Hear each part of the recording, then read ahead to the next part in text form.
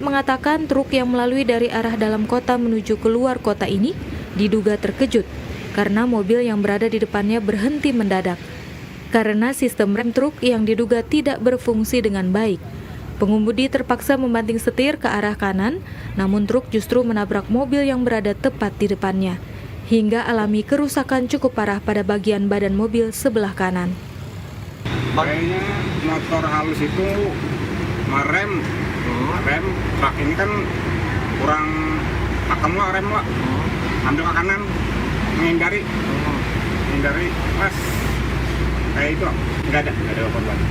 Pinsek sebelah kanan, pintu sebelah kanan belakang, pohon trotoar itu, trotoar tengah jalan itu aja. Beruntung tidak ada korban jiwa dalam insiden ini, namun kerugian materi ditaksir mencapai puluhan juta rupiah. Kini pihak kepolisian masih melakukan penyelidikan untuk mengetahui penyebab pasti kecelakaan. Hujan disertai dengan angin kencang membuat 43 unit rumah dan 7 fasilitas umum di Desa Mekarsari, Kecamatan Binuang rusak berat. 43 kepala keluarga dengan 155 jiwa terdampak, bahkan beberapa di antaranya terpaksa mengungsi. Warga Desa Mekarsari, Kecamatan Binuang dikagetkan dengan angin kencang yang berhembus pada pukul 17.22 WITA Jumat kemarin, bahkan menerbangkan atap rumah mereka. Akibatnya ada 41 rumah mengalami kerusakan ringan, 2 rumah alami kerusakan sedang. Ada 7 fasilitas umum alami kerusakan seperti pos kamling, musola Hidayatullah, 2 asrama di Pondok Pesantren Izul Hasan, 1 ruang kelas dan ruang guru SMP 3 Binuang. Total kerugian akibat angin puting beliung ini diperkirakan mencapai 771 juta rupiah. Kabid Kedaruratan dan Logistik BPBD Tapin Ahmad Syofian mengatakan, kerusakan rumah warga kebanyakan atap rumah yang terbang terbawa angin. Yaitu kejadian cuaca ekstrim, angin puting beliung yang mengakibatkan terdampaknya warga yang ada di Desa Mekarsari sebanyak 43 kakak dengan 155 jiwa yang terdampak di sini. Adapun yang rusak yang ringan diperkirakan kurang lebih 41 buah rumah, rusak sedang 2 buah rumah, di mana totalnya ada 43 buah rumah yang rusak mengalami akibat terdampaknya angin puting beliung pada hari ini. Total kerusakan yang untuk masyarakat yang terdampak taksiran kerugian sebesar kurang lebih Rp374.550.000. Sedangkan untuk PASUM dengan taksiran kerugian sebanyak Rp771.150.000. Untuk saat ini pihak BPBD Tapin telah mendirikan tenda darurat untuk masyarakat mengungsi dikarenakan dikhawatirkan ada angin susulan.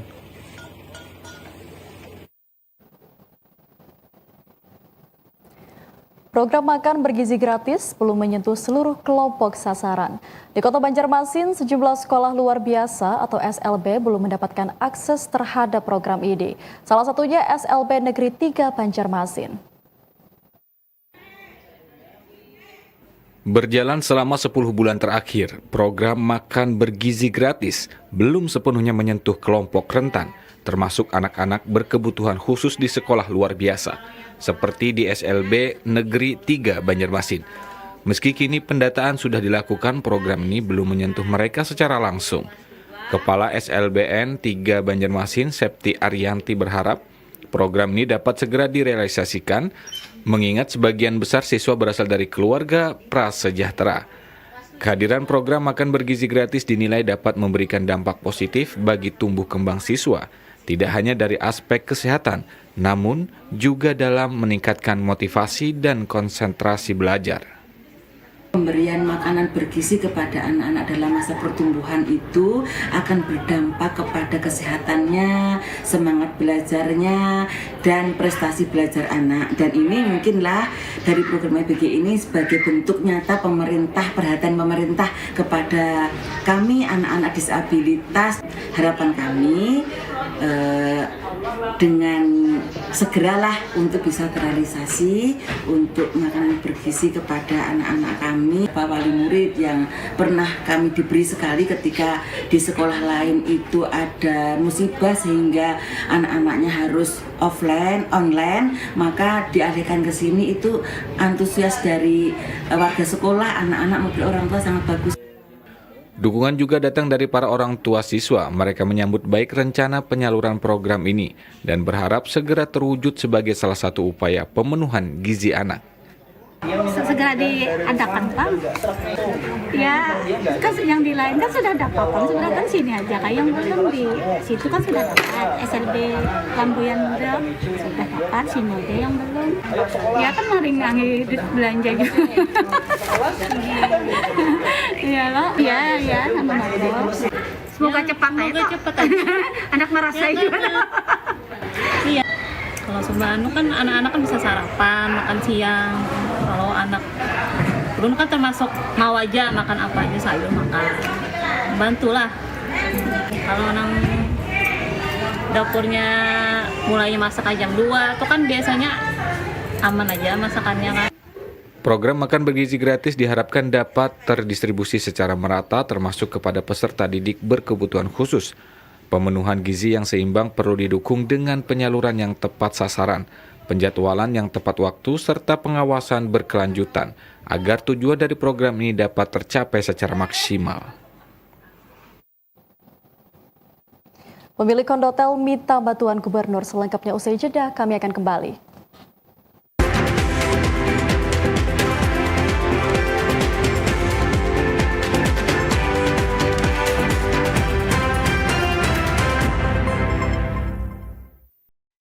Pemenuhan gizi dalam masa pertumbuhan anak menjadi salah satu syarat mutlak membangun generasi unggul sebagai fondasi Indonesia Emas 2045.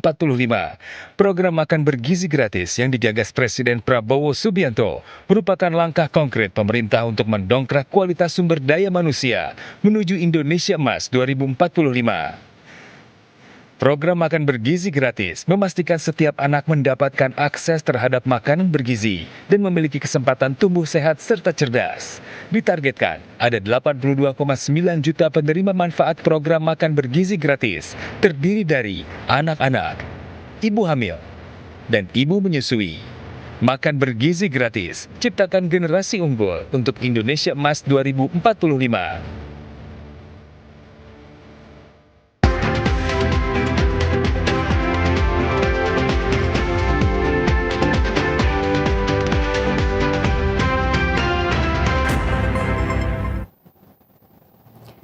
Saudara, aksi unjuk rasa oleh pemilik kondotel Grantan yang sebelumnya bernama Grand Banua kembali dilakukan. Dalam aksi ke-7 ini, selain menuntut hak mereka kepada manajemen, mereka juga meminta agar gubernur turut membantu masalah mereka. Puluhan massa yang mengatasnamakan pemilik kondotel Grantan kembali melakukan aksi unjuk rasa.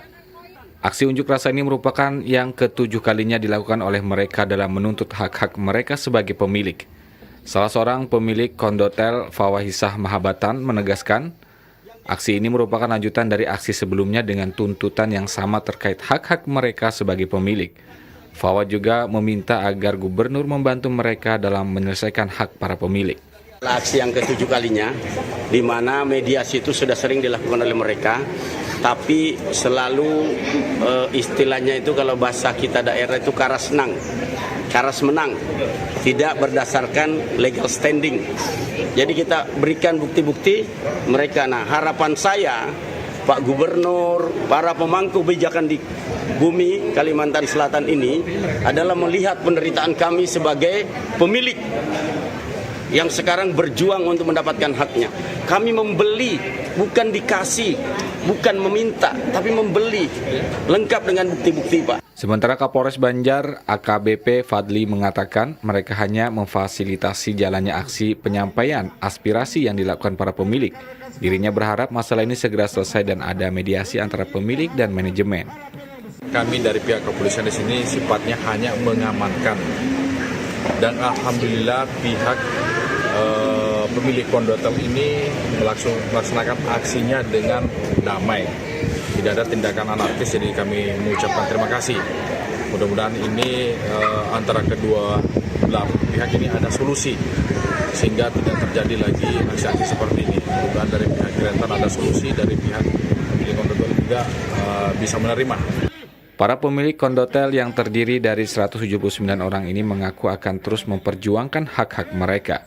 Bahkan mereka sudah memberikan kuasa kepada pengacara Dr. Fauzan Ramon yang sebelumnya kuasa Kerentan. 4 orang juru parkir liar ditertibkan pasca lakukan pungutan parkir di minimarket Kelurahan Sungai Ulin, Kota Banjarbaru.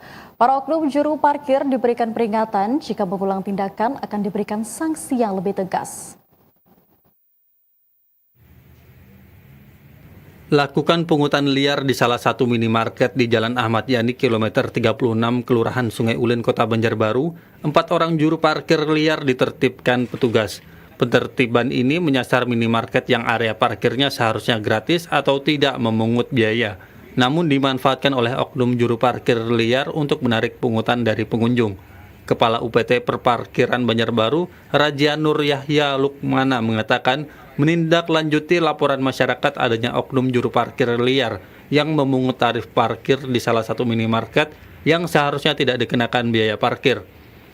Total ada 4 orang juru parkir liar yang ditertibkan dan diberikan peringatan untuk tidak melakukan tindakannya kembali.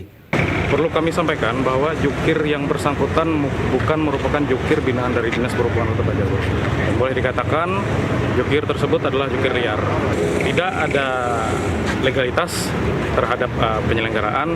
Kemudian perlu kami sampaikan bahwa objek parkir di sini itu sudah dibayarkan segala kewajibannya oleh pemilik usaha, yakni wajib pajak, bahwa artinya di sekitaran sini parkir itu gratis.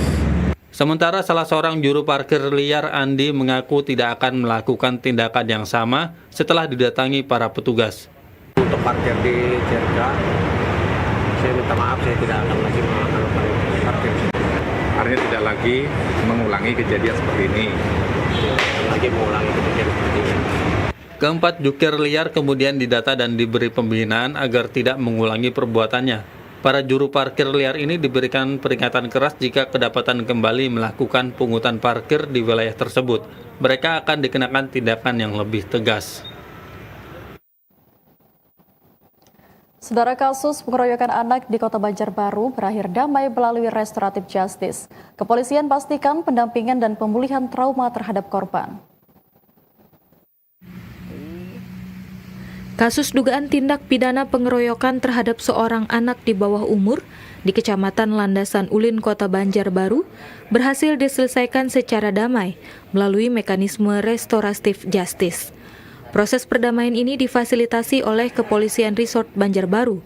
Kasih Humas Polres Banjarbaru Ibda Kardi Gunadi mengatakan, seperti kasus terbaru yang melibatkan anak berusia 13 tahun yang ditangani Polres Banjarbaru berakhir dengan restoratif justice. Kami dari Polres Banjarbaru menghimbau kepada masyarakat maupun warga Banjarbaru khususnya agar apabila menemukan hal-hal yang menyangkut anak dan perempuan, kita berharap bisa melaporkan ke Polres Banjarbaru, dan kita berharap dalam hal ini apabila kejadian ini berulang sesuai komitmen kita dari Polres Banjarbaru sudah siap menerima aduan, dan juga apabila ada keinginan dari pihak kedua belah pihak, kita berharap semua ini bisa diselesaikan secara baik. Sementara Pusat Bantuan Hukum Peradi Martapura Banjarbaru Arifin Sulaiman Taswan mengatakan, walau secara hukum ancaman pidana dalam pasal 170 bisa mencapai 5 tahun 6 bulan, pihaknya melihat penyelesaian secara kekeluargaan ini jauh lebih bermanfaat bagi masa depan anak-anak. Pada awalnya, pada dasarnya kami ditunjuk menjadi penasihat hukum korban.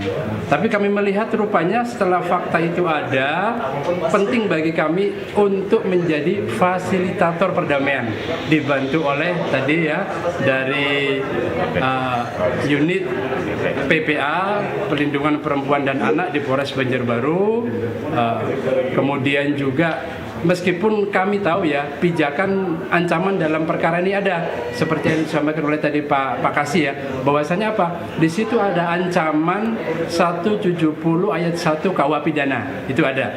Yang mana ancamannya itu 5 tahun 6 bulan. Kemudian juga ada ancaman di Undang-Undang Perlindungan Anak. Penyelesaian kasus ini menjadi salah satu contoh komitmen Polres Banjarbaru dalam mengedepankan sistem peradilan pidana anak, serta berupaya mencari solusi terbaik dalam setiap kasus yang melibatkan anak dan perempuan. 2 koperasi merah putih resmi dibangun di Kota Banjarmasin. Selengkapnya usai jeda, kami akan kembali.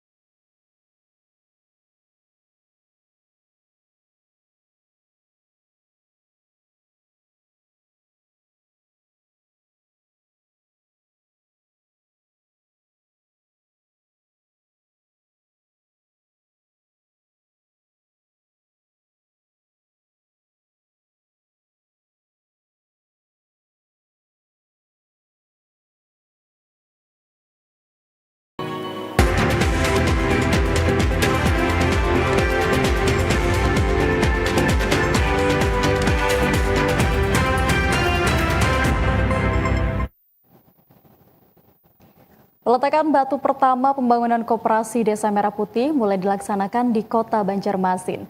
Pemerintah Kota Banjarmasin bersama jajaran Kodim 1007 Banjarmasin menetapkan 2 lokasi sebagai pilot proyek, yakni di kawasan Basiri Selatan dan Sungai Lulut. Peletakan batu pertama pembangunan fisik 800 gerai, pergudangan dan fasilitas penunjang koperasi desa Kelurahan Merah Putih dilaksanakan secara serentak di berbagai daerah di Indonesia. Di Kota Banjarmasin dengan dukungan pemerintah kota dan Kodim 1007 Banjarmasin. Program ini dimulai di 2 lokasi, yakni di kawasan Basiri Selatan dan Sungai Lulut. Pembangunan koperasi ini menjadi simbol komitmen untuk menguatkan ekonomi berbasis desa. Dibangun di atas lahan fasilitas umum milik Pemko, koperasi ini dirancang menyerupai retail distributor modern yang terintegrasi dengan kebutuhan masyarakat sekitar. Melalui sinergi pemerintah dan TNI, Koperasi Desa Merah Putih diharapkan mampu menjadi penggerak ekonomi lokal, sekaligus ruang kolaborasi menuju kemandirian ekonomi di tingkat kelurahan. Kita di Banjarmasin sendiri, kita ada 52 titik KKMP nanti rencananya. Kemudian yang akan dibangun rencana yang tahap sekarang ini kita hanya ada sekitar 2, cuman kita siapkan yang ketiga. Ini terima kasih juga dari Pemko yang sangat membantu. Jadi kemarin kita diperintahkan untuk menyiapkan seluruh Indonesia ini ada sekitar 800, nantinya akan menjadi 80.000. Ini program ekonomi kerakyatan yang dicanangkan oleh Pak Prabowo. Harapannya ini bisa untuk mengangkat ekonomi kita. Karena target kan ada 52 kelurahan yang saat ini masih ada di masing-masing, harusnya seperti ini. Dan pada hari ini contoh lokasi yang betul-betul strategis ini adalah contohnya. Artinya ada semacam studi kelayakan lah. Ketika ini berdiri, maka koperasi itu akan banyak mendapatkan banyak masyarakat yang bisa memanfaatkan dari koperasi ini. Pembangunan koperasi ini merupakan bagian dari program nasional yang diluncurkan serentak di berbagai daerah di Indonesia melalui video conference oleh Kementerian Koperasi dan UKM. Desa Indrasari, Martapura, Kabupaten Banjar, salah satu lokasi pelaksanaan peletakan batu pertama pembangunan fisik 800 gerai, pergudangan serta fasilitas pendukung Koperasi Merah Putih yang digelar serentak secara daring dari Bekasi, Jawa Barat. Pembangunan ini menjadi langkah awal operasional Koperasi Merah Putih setelah penyelesaian legalitas 80.000 unit di seluruh Indonesia. Desa Indrasari, Martapura, Kabupaten Banjar menjadi salah satu lokasi pelaksanaan peletakan batu pertama pembangunan fisik 800 gerai, pergudangan, serta fasilitas pendukung koperasi desa dan kelurahan Merah Putih. Kegiatan ini dilaksanakan secara serentak melalui konferensi daring yang terpusat di Desa Wanajaya, Kecamatan Cibitung, Kabupaten Bekasi, Provinsi Jawa Barat. Di lokasi Koperasi Merah Putih Indrasari, hadir langsung Kepala Dinas Koperasi dan UKM Provinsi Kalimantan Selatan, Gusti Yanuar Nur Rifai, dan Dim 1006 Banjar, pemerintah kabupaten, dan sejumlah pengurus koperasi dan masyarakat setempat. Hingga saat ini Kalimantan Selatan telah memiliki 2013 koperasi merah putih, termasuk diantaranya 290 koperasi yang tersebar di Kabupaten Banjar. Di Provinsi Selatan jumlahnya koperasi desa kelurahan 2013 yang sudah jalan sampai saat ini di data aplikasi 142 koperasi merah putih yang sudah jalan, dan alhamdulillah Kalsel yang pertama 100% sudah masuk di portal Kopdepses di aplikasi. Nomor 2 kemarin Jogja, nomor 3-nya Kalteng. Jadi kita yang pertama di Indonesia. Dan ini minggu depan ini akan ada lagi pelatihan ya dari Dana Dekon, itu akan mengajarkan kepada kepala desa, sekretaris sama BBD-nya. Jadi saling sinkronisasi antara PMD sama koperasi. Nah itu ke depan untuk manajemennya. Nah, mudah-mudahan ini semua bisa berjalan lancar sambil jalan untuk gerai. Kita sudah bersama-sama menyaksikan groundbreaking untuk peresmian ataupun pembangunan koperasi desa kelurahan Merah Putih yang merupakan program dari Bapak Presiden. Saat ini kita sudah berada di Desa Indrasari ya untuk meletakkan batu pertama. Harapan kita lah dengan adanya koperasi ini tentunya bisa meningkatkan kesejahteraan dan juga perekonomian yang ada di wilayah desa ataupun kelurahan Indrasari ini khususnya, dan juga Kabupaten Banjar, bahkan untuk Provinsi Kalimantan Selatan pada umumnya. Acara peletakan batu pertama ini juga menjadi tahap awal dari proses operasional setelah legalitas 80.000 koperasi desa dan kelurahan merah putih di seluruh Indonesia berhasil diselesaikan. Dengan dimulainya pembangunan ini diharapkan koperasi merah putih dapat menjadi motor penggerak ekonomi kerakyatan di tingkat desa dan kelurahan menuju Indonesia yang lebih mandiri dan sejahtera. Kodim 1022 TNP dan pemerintah Kabupaten Tanah Bumbu menyatakan dukungan penuh terhadap percepatan pertumbuhan ekonomi masyarakat melalui program Koperasi Merah Putih. Hal itu diungkapkan Dandim 1022 dan Bupati Tanah Bumbu saat peletakan batu pertama pembangunan fisik pergudangan Koperasi Merah Putih di Sungai Loban. Komandan Kodim 1022 Tanah Bumbu Letkol Infanteri Jirda Aulia Salam mengatakan pembangunan fisik ini salah satu 800 gerai pergudangan dan kelengkapan koperasi desa Kelurahan Merah Putih. Gudang ini berlokasi di Dusun Tirta Mulia, Desa Batu Meranti, Kecamatan Sungai Loban. Letkol Jirda menegaskan bahwa Koperasi Merah Putih merupakan instrumen strategis dalam membangun kemandirian ekonomi desa dan memperkuat ketahanan nasional melalui sektor ekonomi rakyat. Ia menekankan pentingnya sinergi lintas sektor dalam mewujudkan desa yang kuat dan berdaya saing. Dikatakannya Kodim 1022 siap bersinergi dengan pemerintah daerah, kepolisian, dan masyarakat untuk memastikan pembangunan ekonomi desa berjalan berkelanjutan. Menurutnya, tema bangun Koperasi Desa Indonesia Jaya bukan sekedar slogan, tapi komitmen bersama. Dan kita harapkan dengan adanya koperasi ini, perekonomian masyarakat bisa berputar, kemudian meningkatkan taraf hidup masyarakat desa, dan sesuai dengan asta-cita pemerintah bahwa pembangunan perekonomian dibangun dari bawah atau dari desa. Bupati Tanah Bumbu Andi Rudi Latif menyambut baik inisiatif tersebut dan berharap Koperasi Merah Putih dapat menjadi motor penggerak ekonomi lokal yang inklusif dan berkelanjutan. Ini adalah langkah konkret menuju desa yang mandiri dan produktif. Alhamdulillah, kita berharap dan tentunya semoga nantinya koperasi ini mendatangkan manfaat, kemaslahatan untuk memperkuat perekonomian kita mulai dari desa tentunya. Dan alhamdulillah Pembangunan ini akan dikawal oleh TNI Angkatan Darat, khususnya dari Kodim Tanah Bumbu. Peletakan batu pertama ini dihadiri semua unsur Forkopimda Tanah Bumbu, jajaran Pemkab, Camat Sungai Loban, serta Kepala Desa Batu Meranti. Selain di desa ini, kegiatan peletakan batu pertama juga dilaksanakan serentak di Desa Sumber Baru, Kecamatan Angsana, dan Desa Giri Mulia, Kecamatan Kuranji. Hakim TVRI Kalimantan Selatan. Saudara, kami akan kembali dengan beragam informasi menarik lainnya. Tetaplah bersama kami.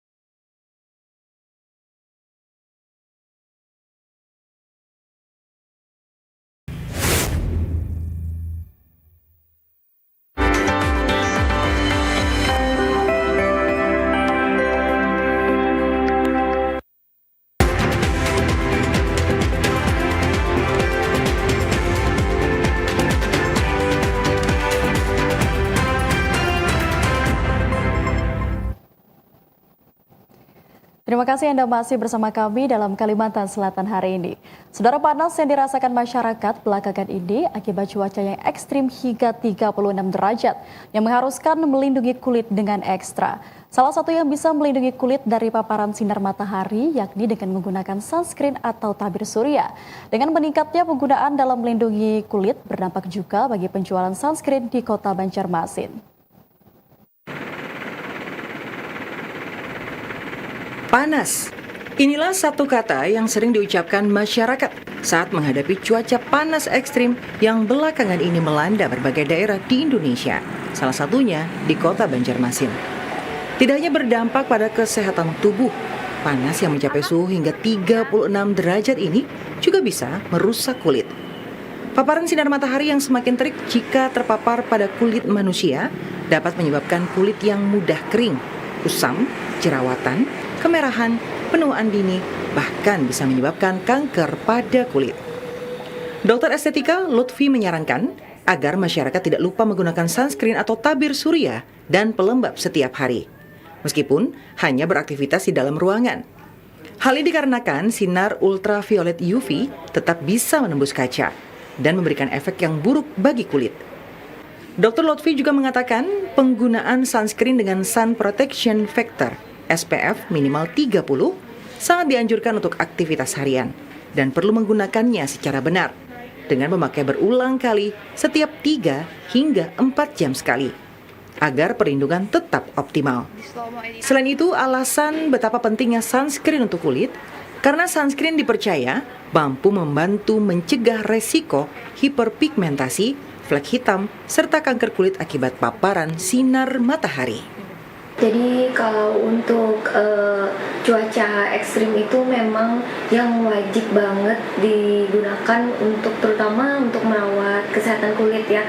Itu adalah memang tabir surya atau sunscreen ya orang bilang biasa, atau sunblock juga ya. Pada intinya tabir surya itu dia mencegah dari sunburn terutama ya, karena paparan sinar matahari itu kan bisa membakar kulit kita ya. Dan juga untuk cuaca ekstrim itu biasanya lebih membuat kulit itu mudah kusam atau gelap gitu. Kita perlu tahu adalah efek buruk dari sinar mataharinya. Jadi efek buruk sinar matahari terhadap kulit itu adalah cancer gitu. Jadi bisa menyebabkan kanker kulit. Itu kenapa kita tuh wajib menggunakan sunscreen. Salah satu trainer and development specialist pada salah satu toko kosmetik, Norjana, mengatakan penjualan sunscreen mengalami peningkatan dibandingkan tahun lalu, yakni 8%. Norjana juga memberikan tips agar bisa memilih sunscreen yang tepat sesuai jenis kulit. market leader di kategori sunscreen gitu. Nah, jadi kita tuh mengalami peningkatan sebesar hingga lebih besar dari 50% seperti biasanya gitu, seperti bulan-bulan lalu. Karena melihat juga di mana cuaca saat ini memang lagi ekstrim banget ya Kak ya. Cuaca panas itu bisa sampai 37 derajat, jadi impact banget ke penjualan sunscreennya kita gitu. Terus juga kategori sunscreen aja itu mengalami peningkatan penjualan sebesar 8% dibandingkan tahun lalu nih. Itu menurut data dari Nielsen yang kita ambil. Di masing-masing brand itu hampir semua bisa dipakai untuk semua jenis kulit, hanya kebutuhannya nih Kak yang berbeda. Jadi kalau misalkan nih kakak aktivitasnya lebih banyak di luar ruangan, itu disarankan pakainya itu yang minimal banget SPF-nya itu 30 hingga 50 ke atas. Nah, tapi itu juga tetap harus diaplikasiin ulang atau di-reapply Kak setiap 2 jam sekali gitu. Dengan meningkatnya suhu ekstrim dan perubahan iklim yang tidak menentu, kebiasaan sederhana seperti mengoleskan sunscreen dan pelembab sebelum keluar rumah bisa menjadi langkah kecil dalam memberikan perlindungan besar bagi kesehatan kulit. Selain menggunakan sunscreen, makan makanan yang bergizi seperti buah-buahan serta sayuran sangat baik untuk merawat kulit dari dalam. Saudara, matematika dan sains tidak semua orang menyukainya, bahkan menjadi salah satu pelajaran yang menakutkan bagi sebagian orang. Namun tidak dengan Aldinoa Lutfiansyah Raharjo, matematika dan sains membawa siswa kelas 6 sekolah dasar Indi berhasil mengharumkan nama Bandua dan Indonesia di level dunia dengan perolehan medali perunggu di International Mathematics and Science Olympiad for Primary School 2025 Malaysia. Bagi sebagian orang, matematika dan sains adalah pelajaran yang menakutkan dan tidak semua orang menyukainya. Berbeda dengan Aldinoa Lutfiansyah Raharjo, siswa kelas 6 SD Mitra Kasih berusia 11 tahun ini sangat menyukai sains dan matematika. Tidak ada yang sulit baginya. Ketekunan, ketelitian adalah kunci utama dalam menaklukkan soal-soal matematika dan sains. Bidang inilah yang juga membawanya melaju ke level dunia dengan puluhan prestasi dan terakhir pada awal Oktober lalu membawa medali perunggu dalam event bergengsi dunia International Mathematics and Science Olympiad IMSO for Primary School 2025 di Alor Setar, Malaysia yang diikuti peserta pilihan dari 23 negara diantaranya Singapura, USA, Mongolia, dan negara lain regional Asia dan Asia Tenggara. Waktu kecil sih pernah ngeliat itu saudara saya kumuan, jadi kelihatannya kayak asik soalnya megang-megang angka. Terus di TV juga ada iklannya, dia megang-megang angka ditaruh. Terus saya nyoba ikut, waktu trial suka jadi ya dikerjain. Ada masa dimana kayak malas ngerjain karena tiap hari harus dikerjain, tapi ya makin lama makin suka. Mungkin bisa. Apa aja sih yang sudah diikuti sama Noah nih untuk kejuaraan ini? Nah, banyak sih, tapi yang internasional pertama kali itu Marshall Cavendish Education Hackathon di Singapura 2023. Yang terbaru? Yang terbaru itu IMSO 22 di Kedah, Malaysia. Juara berapa di sana? Di sana dapat bronze, tapi ya kayak di Indonesia ada beberapa orang dapat bronze. Di negara lain juga ada beberapa. Di Indonesia ada beberapa silver, yang lain juga ada beberapa. Tidak pernah memaksakan apa yang menjadi pilihan anak, namun mendukung penuh apa yang menjadi potensinya adalah prinsip yang dipegang kedua orang tua Noah bagi putra sulungnya. Dr. Gigi Evan Arif dan istri mendukung penuh segala pilihan Noah dengan mengenalkan hal-hal yang kemudian membawanya concern dan potensial di bidang matematika, sains, coding, dan robotik. Potensi besar Noah yang kemudian mengantarkannya meraih puluhan prestasi di level lokal, nasional, hingga internasional. Prestasi membanggakan juga Noah raih di bidang olahraga judo dengan keseimbangan prestasi akademik dan non-akademik. Kita itu mendukung sesuai dengan apa yang diinginkan anak. Jadi lomba-lomba seperti ini kita tidak pernah memaksakan apakah anak ini harus maju terus atau mau berhenti, itu semuanya keputusan anaknya. Jadi kita cuma mendukung lomba yang anaknya memang serius dan dia suka di bidang itu. Kok tahu jadi anak lebih cenderung ke sains, matematik gitu? Nggih. Jadi sebenarnya anak kita itu tidak kita arahkan spesifik ke sains dan matematik, tapi kita mencoba menggali dulu semua bakat dan minatnya. Jadi kita tuh mencoba mencarikan guru menggambar, mewarnai, sepatu roda, piano, keyboard, sampai gitar, taekwondo, karate, judo, boxing, segala macam olahraga, push bike, sepeda, segala macam. Itu semua kita cobakan dan kita lihat benar-benar antusiasme dan minat. Cuma pertama kali kami klik dengan bakat dan minat anaknya itu ketika kita fasilitasi dia di bidang coding dan robotik. Anak itu berhubungan dengan komputer, berhubungan dengan programming, itu suka sekali. Nah, dari situ kita ikutkan lomba tingkat regional, kemudian tingkat nasional, baru ternyata anak itu berhak untuk mengikuti tingkat nasional, maka kita berangkatkan. Nah, dari robotik dan coding sendiri, anak itu berkembang. Jadi nalarnya berkembang, logikanya berkembang, sehingga pelajaran sekolah tuh tahu-tahu kok dia bisa menguasai gitu, bisa menguasai. Dan sekalinya belajar matematika dan sains itu lebih cepat daripada teman-teman lain gitu. Makanya kita dukung dari situ. Noah yang bercita-cita menjadi engineer ini kembali mempersiapkan diri. Akhir tahun ini, ia akan kembali berlaga di Vanda International Junior Science Olympiad dalam rangkaian STEAM Ahead di Shenzhen, China. Lomba level dunia ini akan diikuti oleh anak-anak pilihan dari 48 negara termasuk Indonesia. Satu di antaranya adalah generasi emas Banua, Aldinoa Lutfiansah Raharjo. Rini Mulyana, Sugiyati, TVRI Kalimantan Selatan. Menyelaraskan pemahaman, Dinas Pendidikan Kabupaten Hulu Sungai Tengah ekspos implementasi rapor karakter jenjang SD dan SMP di Balai Penjaminan Mutu Pendidikan Provinsi Kalimantan Selatan. Ekspos rapor karakter ini sekaligus menyusun strategi dan rencana tindak lanjut penguatan pendidikan karakter.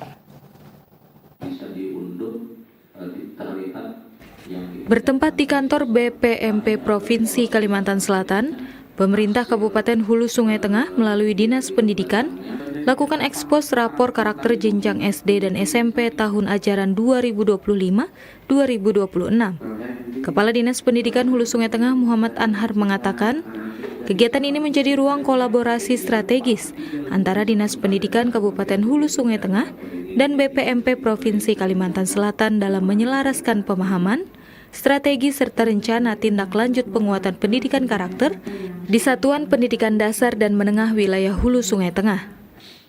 Luar biasa tentunya karena ini menjadi salah satu inovasi yang dikembangkan oleh Dinas Pendidikan Kabupaten Hulu Sungai Tengah menciptakan rapot karakter yang selama ini kita bingung dengan adanya program prioritas tentang karakter yaitu pembiasaan 7 kebiasaan anak Indonesia hebat, gimana cara mengukurnya gitu. Nah, tadi kita berdiskusi dengan tim Dinas Pendidikan Kabupaten Hulu Sungai Tengah, sudah dipaparkan kepada kami cara mengukurnya, kemudian sampai jadi rapot karakter yang mana mengukur 7 kebiasaan anak Indonesia hebat. Sementara itu, Kepala BPMP Provinsi Kalimantan Selatan Yuli Haryanto mengapresiasi inisiatif dan pengembangan yang sudah dilakukan Dinas Pendidikan Kabupaten Hulu Sungai Tengah. Pihaknya berharap ke depan rapor karakter ini bisa diintegrasikan secara real-time melalui aplikasi yang juga bisa diakses langsung oleh orang tua wali murid. Dalam pertemuan ini juga dibahas tindak lanjut program 7 kebiasaan anak Indonesia hebat yang berfokus pada penguatan penilaian non-akademik siswa. Kolaborasi ini diharapkan dapat mewujudkan sistem penjaminan mutu pendidikan karakter yang lebih relevan, kontekstual dan berdampak langsung terhadap perkembangan peserta didik. Ahmad Rizky, kontributor TVRI Kalimantan Selatan.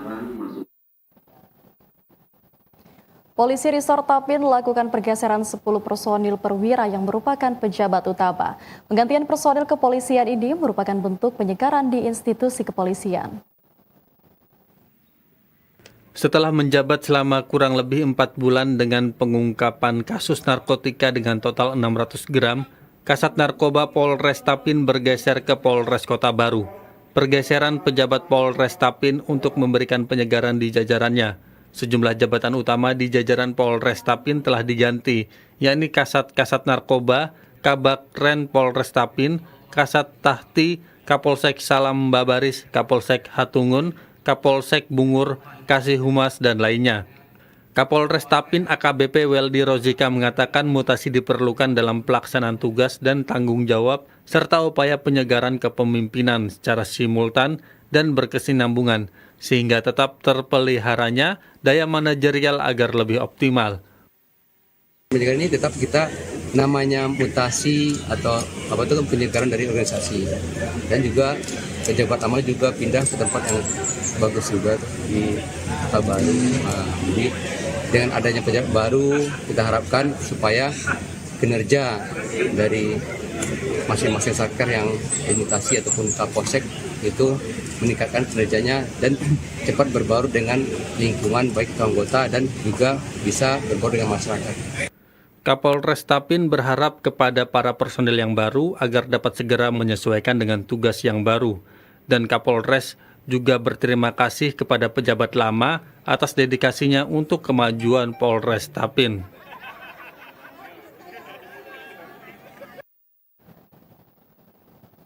Berikut perakiraan cuaca esok hari Minggu 19 Oktober 2025. Informasinya akan disampaikan perakirawan Rimelda Yuni Hasteti dari Stasiun Meteorologi Samsudinor, Banjarmasin. Halo Sobat Cuaca, jumpa lagi dalam tayangan update perakiraan cuaca wilayah Kalimantan Selatan yang berlaku Minggu 19 Oktober 2025. Bersama saya Rimelda Yuni Hasteti, berikut informasinya.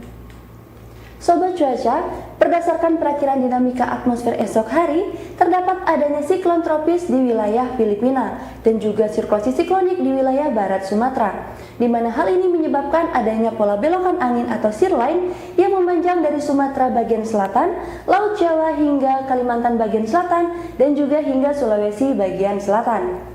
Angin pada lapisan 3000 feet di wilayah Kalimantan Selatan dominan bertiup dari arah tenggara hingga barat daya dengan kecepatan 5 hingga 10 knot. Pada pagi hari, angin permukaan di wilayah Kalimantan Selatan bertiup dari arah barat laut hingga timur laut dengan kecepatan 7 hingga 11 km per jam. Untuk suhu udara berkisar antara 24 hingga 35 derajat Celcius dan kelembaban udara berkisar antara 58 hingga 99%. Untuk perakiraan cuaca pada pagi esok hari, secara umum diperkirakan berawan di seluruh wilayah kota dan kabupaten di Kalimantan Selatan. Sedangkan pada siang hingga sore hari, terdapat potensi hujan yang dapat disertai petir angin kencang tidak merata di wilayah Kabupaten Tanah Laut, Tanah Bumbu, dan juga Kota Baru. Sedangkan untuk di wilayah kota dan kabupaten lainnya diperkirakan berawan. Selanjutnya untuk kondisi cuaca pada malam hari, hampir di seluruh wilayah kota dan kabupaten di Kalimantan Selatan diperkirakan berpotensi terjadi hujan dengan intensitas ringan hingga sedang yang dapat disertai petir dan angin kencang, terkecuali untuk wilayah Kabupaten Tanah Bumbu dan Kota Baru yang diperkirakan berawan. Dan untuk kondisi cuaca pada dini hari, secara umum diperkirakan berawan, namun masih terdapat potensi hujan ringan di Kalimantan Selatan bagian utara. Selanjutnya kita beralih ke informasi tinggi gelombang. Untuk esok hari, tinggi gelombang di wilayah perairan Tanah Bumbu diperkirakan berkisar antara 0,1 hingga 0,5 meter. Sedangkan untuk di wilayah perairan Banjarmasin, Tanah Laut, dan juga Kota Baru diperkirakan berkisar antara 0,5 hingga 1,25 meter. Demikian update perakiraan cuaca wilayah Kalimantan Selatan yang dapat kami sampaikan. Untuk informasi lebih lengkap, Sobat dapat mengakses aplikasi Info BMKG atau juga bisa melalui Instagram kami di @cuacakalsel. Nantikan terus update perakiraan cuaca dari kami. Selamat melanjutkan aktivitas Anda. Terima kasih dan sampai jumpa.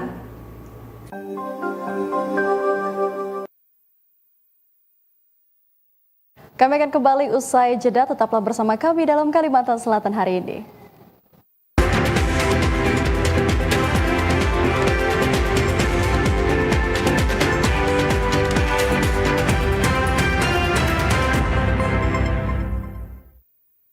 Kalimantan Selatan.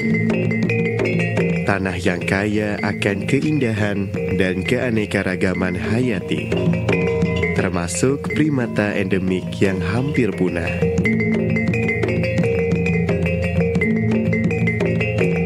Rimbunnya hutan mangrove, hidup bekantan yang kini semakin terancam.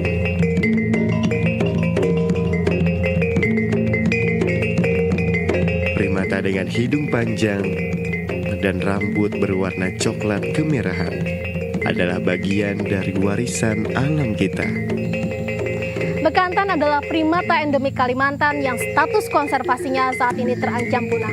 Keberadaannya di alam sebagai penanda spesies kunci yang menjaga keseimbangan sebuah ekosistem karena perannya sebagai agen biodiversitas dan agen regenerator hutan. Melestarikan bekantan melalui pemulihan habitatnya, stop perburuan liar. Mari membangun mata rantai kepedulian bersama dengan memuliakan alam. Selamatkan bekantan, selamatkan peradaban manusia. Melalui restorasi hutan mangrove, turut membantu meningkatkan populasi bekantan yang hampir punah. Kita semua memiliki peran dalam melindungi mereka. Jangan biarkan bekantan hanya menjadi kenangan.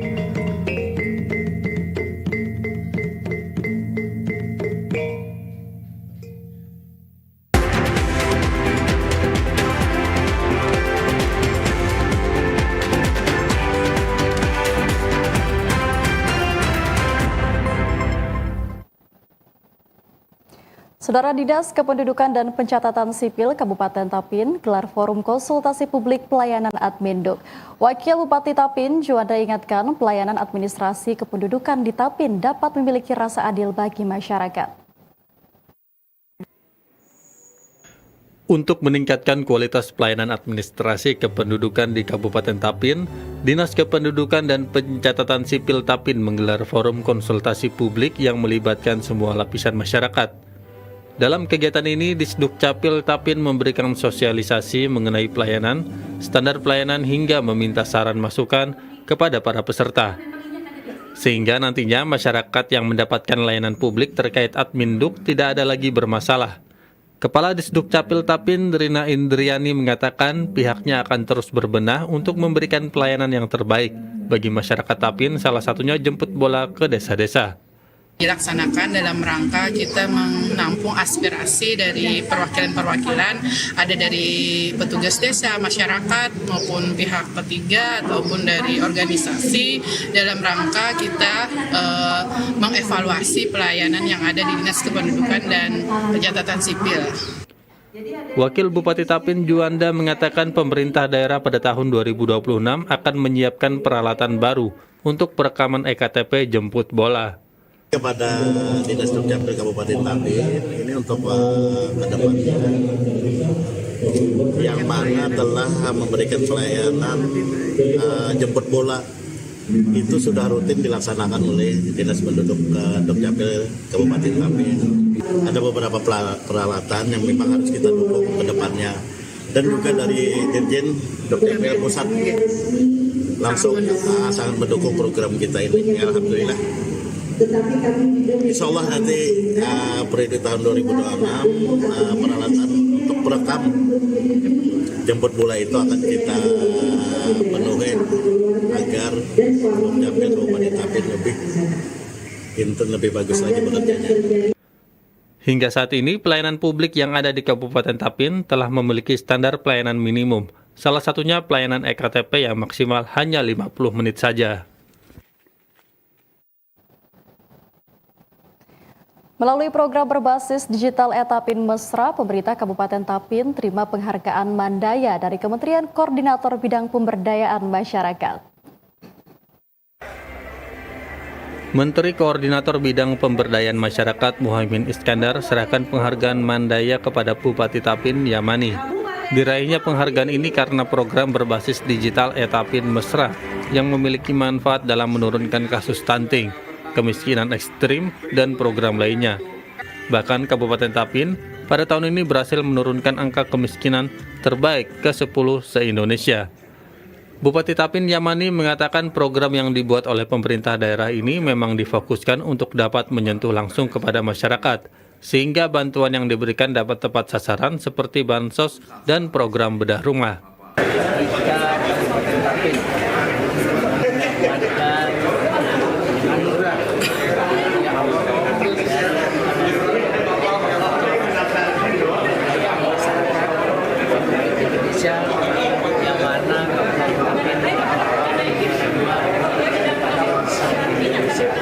Sekali lagi terima kasih banyak kepada semuanya, mudah-mudahan ini menjadi semangat kepada kita semua dan bisa mempertahankan apa yang sudah kita raih. Berharap nantinya di Kabupaten Tapin dapat memiliki program serupa yang dapat bermanfaat bagi seluruh warga Tapin.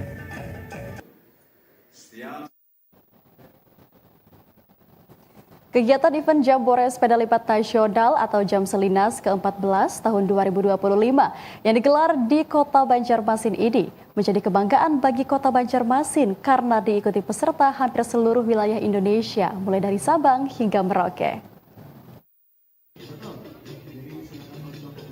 Wakil Wali Kota Banjarmasin Ananda didampingi Sekdako Banjarmasin Ihsan Budiman dan Ketua Umum Jamselinas ke-14 Purwanti melepas ratusan peserta sepeda lipat yang diikuti dari berbagai daerah di Indonesia. Dengan mengambil titik start di depan panggung siring Balai Kota Banjarmasin, tujuan dilaksanakannya event ini untuk mensosialisasikan penggunaan sepeda sebagai alat transportasi yang sehat dan ramah lingkungan, serta mendukung pariwisata dan ekonomi kreatif di Indonesia, khususnya di Kota Banjarmasin. Sekretaris Daerah Kota Banjarmasin Ihsan Budiman mengungkapkan rasa bangganya atas terpilihnya Kota Banjarmasin sebagai tuan rumah pelaksanaan event Jambore Sepeda Lipat Nasional atau Jamselinas ke-14 tahun 2025 yang digelar pada hari ini, Sabtu 18 Oktober 2025. Menurutnya kegiatan ini berskala nasional menjadi kebanggaan tersendiri karena diikuti oleh peserta dari hampir seluruh wilayah Indonesia, mulai Sabang hingga Merauke. Kita melaksanakan kegiatan Jambore Sepeda Lipat Nasional yang ke-14 tahun 2025. Kita patut berbangga ditunjuk menjadi tuan rumah penyelenggaraan ini, dan kemarin juga ada sudah respon dari Pak peserta bahwa Banjarmasin ini daerah yang menarik, daerah yang unik katanya karena lain dari yang lain. Kalau di daerah lain disajikan gunung, kemudian wilayah-wilayah lainnya, kita wilayah yang anti mainstream, itu sungai. Nah ini yang mungkin mudah-mudahan ini menarik bagi para tamu kita.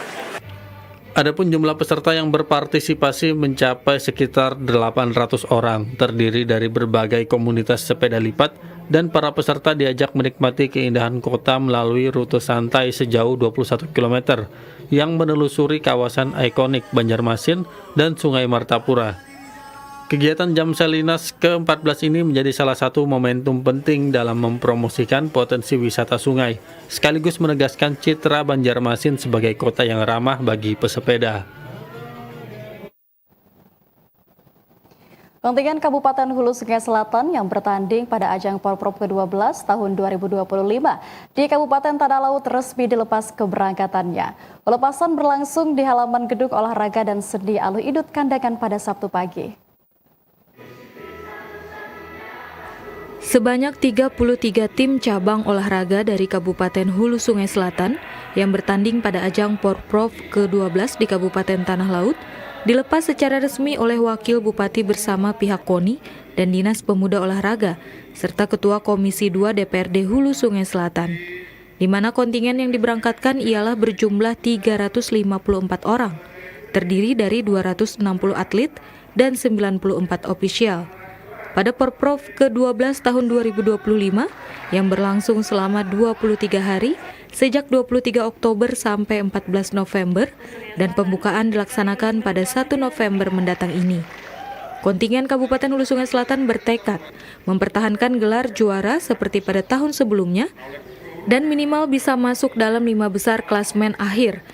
Wakil Bupati berjanji bahwa untuk ke depan pemerintah daerah akan terus meningkatkan pembinaan kepada semua cabang olahraga yang ada di daerah. Tentu dalam hal ini kami juga berusaha bagaimana kita nanti ke depannya untuk cabang olahraga kita di Kabupaten Selatan, semua cabang kita harus kita bina dan kita tingkatkan dalam aspek semua atlet, baik dari segi fasilitas kita sudah cukup memadai di Kabupaten Sulawesi Selatan, tinggal kita memanfaatkan dan membina untuk depannya. Ini sehingga kami berharap dari sekarang kita melalui pembinaan dari bawah untuk mendapatkan akses yang terbaik nanti akan datang. Pada momentum ini, Wakil Bupati juga berpesan kepada semua atlet dan ofisial agar senantiasa menjaga nama baik daerah, selalu menjaga kesehatan dan kekompakan untuk bisa meraih prestasi membanggakan. Iwan Sanusi, TVRI, Kalimantan Selatan. Saudara, tuntas sudah perjumpaan kita dalam Kalimantan Selatan hari ini. Saya Mela Azani, mewakili seluruh kerabat kerja bertugas mengucapkan terima kasih atas kebersamaan Anda. Wassalamualaikum warahmatullahi wabarakatuh. Selamat sore dan salam damai Banua.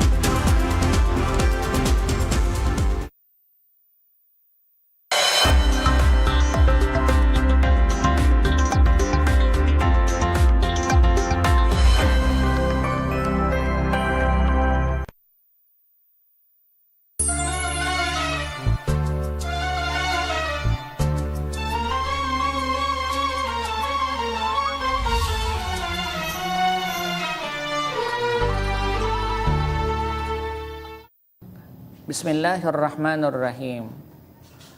Alhamdulillahi Rabbil Alamin. Allahumma salli wa sallim ala Sayyidina Muhammadin. Salat abdin qallat hilatuhu wa Rasulullah wasilatuhu. Fa anta laha ya ilahana wa likulli karbin azim. Fafarrij ma nahnu fihi bisirri bismillah.